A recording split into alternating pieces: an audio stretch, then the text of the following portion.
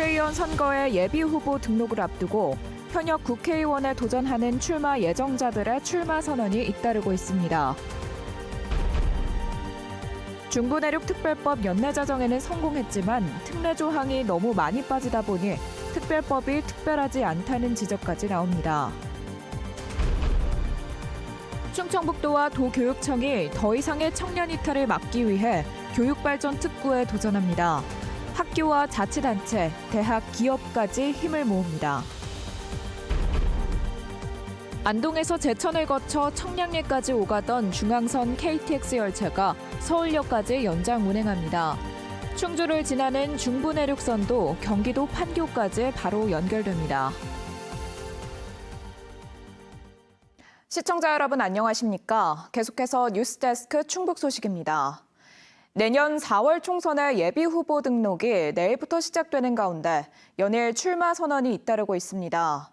현역 국회의원들의 아성에 도전하는 이들의 일성은 새로운 변화였습니다. 이병선 기자입니다. 더불어민주당에서는 이장섭 현 국회의원의 단독 출마가 유력한 청주 서원에 김진모 국민의힘 당협위원장이 도전장을 냈습니다. 서울 남부지검장을 역임한 김진모 위원장은 지난 20년간 청주 서원이 변방으로 전락했다며 서원구 발전을 위한 비전 20을 설계하겠다고 밝혔습니다. 청주는 서원시대여야 합니다. 저 김진모가 서원이 청주의 중심이 되는 새로운 시대를 열어 나가겠습니다. 육선을 넘보는 민주당 변재일 의원의 지역구 청주 청원에도 여야 도전자들의 출마 선언이 이어졌습니다. 지난 지방선거에서 민주당 청주시장 후보로 나섰던 송재봉 전 청와대 행정관은 권력을 독점하지 말고 지역의 인재를 키워야 한다며 세대 교체를 주장했습니다. 시대전환, 세대 교체의 대의는 사라지고 오로지 국회의장이 되겠다는 개인의 영단을 위한 공약으로 언제까지 시민들을 호도할 것입니까? 김선겸 청주시 기업인협의 회장도 세대 교체를 기치로 청주 청원에 출사표를 던졌습니다. 여당 소속으로 젊고 역동적인 청원구를 만들어 나가겠다며 지지를 호소했습니다. 저는 젊고 패기가 넘치는 청원구의 자랑스러운 젊은이입니다. 어떠한 경우에도 한눈 팔지 않고 지역 주민만 바라보고 항상 청원의 목소리를 경청하고 발로 뛰겠습니다. 이 밖에 전원표 전 충북도의원도 강소도시 제천단양의 미래를 열겠다며 총선 출마를 선언했습니다. 이런 가운데 내일부터 총선 예비후보 등록이 시작되면 출마자들의 공식 등판이 더욱 본격화할 전망입니다. 혁신위원회 활동이 종료된 국민의힘의 경우 하위평가자 컷오프, 중진 의원 험지 출마 요구 등 혁신안이 받아들여질지 여부에 따라 충북 주자들의 구도도 바뀔 수 있습니다. 더불어민주당은 현재 진행 중인 현역 의원 평가, 당내 예비후보 검증, 그리고 인재 영입 추이에 따라 새로운 유력 주자가 등장할 가능성도 배제할 수 없습니다. 한편 예비후보로 등록한 출마자들은 선거사무소 설치와 후원금 모금, 어깨띠 착용 등이 가능해져 이제 본격적인 총선 풍경이 펼쳐질 전망입니다. MBC 뉴스 이병선입니다. 우여곡절 끝에 중부내륙 특별법이 제정됐지만 벌써부터 특별법이 특별하지 않다는 지적이 나옵니다. 특별 지원과 규제 완화 등 핵심 특례들이 대거 빠졌기 때문인데요. 법 개정을 통해 내실을 채우려면 아직 갈 길이 멀어 보입니다. 정재영 기자가 보도합니다. 법안 발의 당시엔 파격적인 특례가 가득 담겼던 중부내륙 지원 특별법. 국회를 통과한 수정안에선 대부분 찾아볼 수 없습니다. 국무총리 소속 위원회 신설 규정과 예타 면제는 물론 국비 지원, 규제 완화 관련 특례들이 삭제 또는 수정된 겁니다. 특히 국가의 비용 부담과 특별 재정 지원, 각종 부담금 감면까지 3대 재정 특례 규정도 모두 빠졌습니다.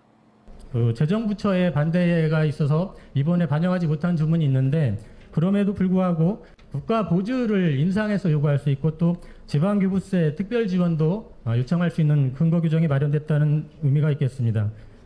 환경부 장관에게 합리적 규제 방안을 찾도록 강제할 수 없게 됐고 사업 시행자에게 주려던 토지 수용, 사용권은 삭제, 빠른 사업 추진을 위한 인허가 의제에서 초지 전용허가 관련 규정이 빠지는 등 축소됐습니다.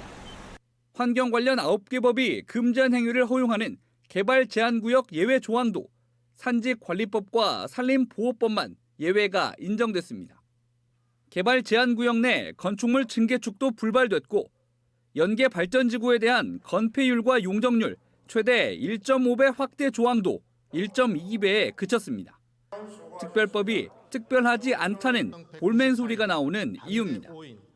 특별법 전부 개정 총선 공약으로 채택하라. 충청북도와 민관정 공동위는 당장 전부 개정을 추진하기로 했습니다. 법이 시행되는 내년 하반기를 목표로 총선 이후 22대 국회가 열리면 삭제된 특례들을 개정안에 담겠다는 구상입니다. 특히 규제 완화 관련 특례들은 범위를 축소하고 대상을 명확히 하면 승산이 있다는 게 충청북도의 설명입니다. 규제 문제, 또 지원 문제, 또 우리가 갖고 있는 여러 가지 조건, 지리적 조건, 또 이런 자연환경적 조건을 살리면 우리로서는 많은 것을 얻을 수 있는 각 정당과 총선 주자들에게도 공약 채택을 요구하기로 한 충청북도와 민관정 공동위. 다만 제주특별법은 7번, 강원특별법도 3번이나 개정 작업을 거쳤던 만큼 내실을 채우기까지 아직 넘어야 할 산이 많습니다. MBC 뉴스 정지영입니다. 김영한 충북지사가 청주에 법인 주소를 둔 업체로부터 수십억 원을 빌려 논란이 일고 있습니다. 김 지사는 지난 10월 4일 서울시 종로구에 소유한 옛 한옥치과 건물과 땅을 담보로 청주시 옥산면 소재 한 업체에서 30억 원을 빌렸습니다. 김 지사는 이에 대해 당초 75억 원에 팔기로 했던 계약이 깨져 중도금을 돌려주기 위해 빌린 것이라며 연 4.2% 이자도 주고 있다고 해명했습니다. 또 해당 업체가 매수를 희망하고 있다며 사실상 매매 대금의 일부라고 주장했습니다. 지역 업체와의 거래 지적에 대해선 중도금 반환이 급해 따질 겨를이 없었지만 문제가 될 건 없다고 반박했습니다. 더 나은 교육 환경을 찾아 커서는 일자리를 찾아 지역을 떠나는 상황, 어제 오늘 일은 아니죠. 이런 청년들의 지역 이탈을 막기 위한 대책이 교육부 차원에서 추진됩니다. 지역을 가장 잘 아는 지역 스스로 대책을 세우라는 교육발전특구 사업인데요. 충북도 도전에 나섭니다. 이재현 기자의 보도입니다. 교육발전특구의 핵심은 온 지역이 합심해 아이 키우기 좋은 환경을 만들어보자는 겁니다. 더 나은 교육 여건을 찾아 떠돌지 않도록 안전한 돌봄 체계를 조성하고 사교육 부담을 낮추기 위해 공교육의 경쟁력을 높이고 일자리를 위해 청년들이 지역을 떠나지 않게 하자는 겁니다. 학교에 남아서 돌봄을 받거나 아니면 방과 후를 할 수 있도록 그렇게 하는 겁니다. 그렇게 하려면 이제 굉장히 그 지원하는 체제가 잘 구축이 돼야 되죠. 지역에서도 대책 마련에 들어갔습니다. 가장 중요한 건 어디까지입니다. 어느 한 기관에서 도맡을 수 없는 만큼 기관과 기관 연계는 필수. 학교와 시군, 대학, 기업 모두가 나서야 합니다. 어떻게 해야 하는지 방식도 중요합니다. 한 곳에서 제안해도 다른 기관과의 협의가 중요한데 사업 추진 주축이 되는 도교육청은 우선 지역을 3권역으로 나누는 방안을 구상하고 있습니다. 글로컬 30 선정대학이 있는 북부권은 연구산업 중심으로, 중부권은 일반고 경쟁력 강화에 힘쓰고 남부권은 돌봄시설을 확대하는 등 지역별 사정에 맞는 방안이 필요하다는 겁니다. 어린이로부터 어른까지 유아교육부터 성인교육까지도 다 아우르는 그런 새로운 형태의 교육의 패러다임을 마련해야 된다는 생각이 들고요. 사전 설명회를 진행한 충청북도는 각 시군의 제안을 우선 취합해 구체적인 방안을 마련한다는 계획입니다. 지역 인재의 선순환 체계를 구축을 하려고 하고 있습니다. 취업까지 하고 정주할 수 있게끔 그런 체계를 만들려고 하고. 지역에서 자라 지역에서 취업하는 비율이 4명 중 1명도 안 되는 충북. 최대 100억 원까지 지원되는 교육발전 특구 사업은 내년 2월 초까지 공모를 거쳐 3월쯤 발표 예정입니다.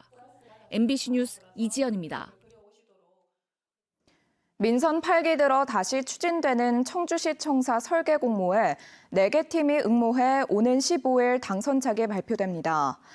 청주시는 제출된 4개 작품에 대한 기술 심사 이후 오는 14일 유튜브로 실시간 공개되는 본심사를 거쳐 15일에 당선작을 발표한다고 밝혔습니다. 이번 공모에 응한 설계업체들은 순천시 청사와 강서구 청사, 세종경찰청, 하남시 청사 등을 설계했던 경력이 있는 것으로 전해졌습니다. 청주시는 내년까지 설계를 마친 뒤 2025년 착공해 2028년에 신청사를 준공할 계획입니다. 충주를 지나는 중부내륙선 열차와 제천을 지나는 중앙선 열차의 운행 구간이 연말부터 연장됩니다. 각각 판교역과 서울역까지 연결됨에 따라 충북 북부 지역과 수도권이 그만큼 가까워집니다. 이승준 기자가 보도합니다. 경북 안동에서 청량리를 오가던 중앙선 KTX 열차가 오는 29일부터 서울역까지 일부 운행합니다. 안동에서 청량리까지 가던 KTX 가운데 하루 4번의 열차가 서원주역에서 강릉선 KTX와 결합해 청량리를 거쳐 서울역까지 연장 운행하는 것입니다. 또 하루 왕복 8차례던 이 구간 KTX도 9차례로 증가합니다.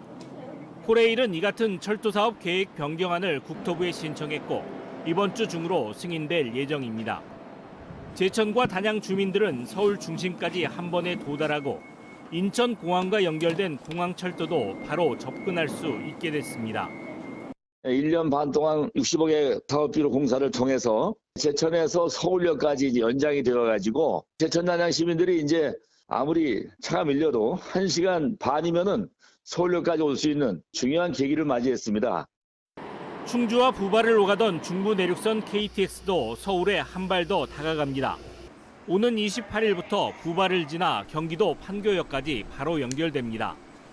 부발역에서 경강선으로 갈아타야 했던 불편함이 사라지고 운행 시간은 1시간 10분 정도로 예상됩니다. 논란이 됐던 운행 시간표도 바뀔 전망입니다.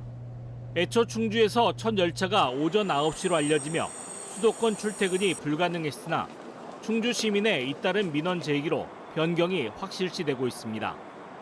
직통열차 개통에 있어서 충주 시민들이 편리하게 이용하는 것이 무엇보다도 중요하다고 생각합니다.